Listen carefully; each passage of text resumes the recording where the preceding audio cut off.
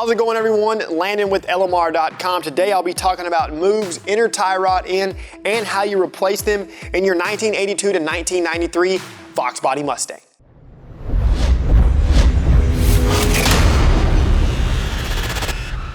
Common signs of a failing inner tie rod are evident popping sounds and are noticeable increase in bump steer under normal driving conditions. These issues can and will cause premature wear to other components as well, such as uneven tire wear and added stress to the steering rack. This inner tie rod end from Moog is a premium replacement offering for the 1982 to 1993 Fox bodies. Their inner tie rod end features a one-piece forged housing, a paired bearing design, and is precision machined to be a direct replacement. In the box will be one inner tie rod end, of course the safety pin, and a jam nut. Each inner tie rod end is currently sold individually, or you can pick this up in one of our kits with other similar components. That way it'll help you save a little cash instead of buying them all separately. Today we'll be installing a set of these Moog inner tie rod ends into our little two-tone Fox body. Now, before you replace your inner tie rods, it is in your best interest to disassemble the dust boot and verify that the steering rack is not leaking fluid inside of the boot. If for some reason your rack is leaking fluid, I would strongly recommend replacing the entire rack. To get things started, support the front of the vehicle with jack stands or support it with a lift. Remove both front wheels.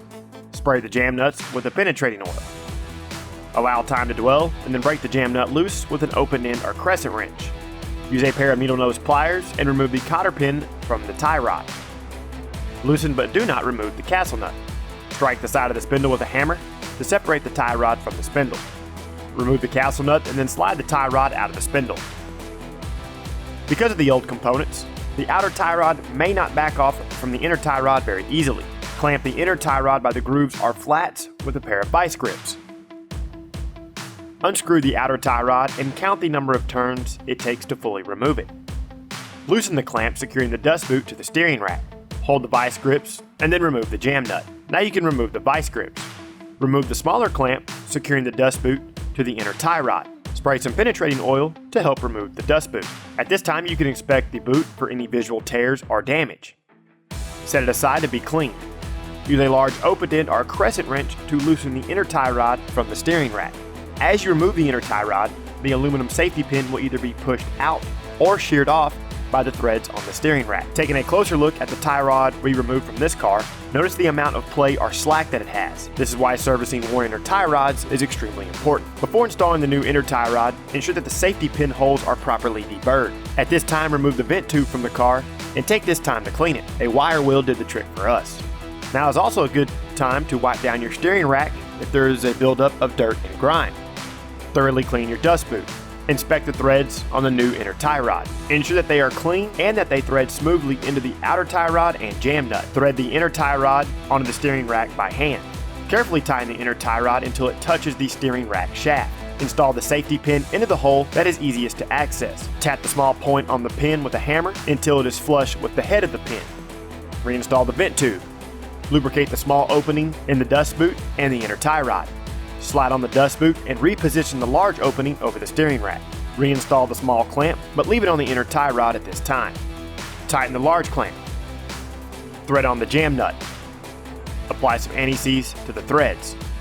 Thread on the outer tie rod and count the number of turns. Run up the jam nut and then slide the tapered stud into the spindle. Thread on the castle nut and fully tighten. Ensure that any of the notches on the castle nut align with the hole in the outer tie rod. Slide the cotter pin into the tie rod from the back side. Use a pair of needle nose pliers to roll the ends of the cotter pin around the castle nut. Now you can go ahead and install the small clamp over the dust boot. Repeat these steps for the other side. Reinstall your wheels and then get the car on the ground. At this point, I would recommend running the car down to your local alignment shop so that they can double check your alignment. After that, you're all finished. Wrapping things up here, guys, this Moog inner tie rod end is a great part for anyone out there needing a solid, reliable option for their Fox Mustang. To see more how-to and review videos covering industry-leading products, be sure and subscribe to our YouTube channel. Like this video and don't forget to turn on notifications. While you're at it, be sure and check out our other videos and don't forget to shop LMR.com for all things 1979 to present Mustang and SVT lights.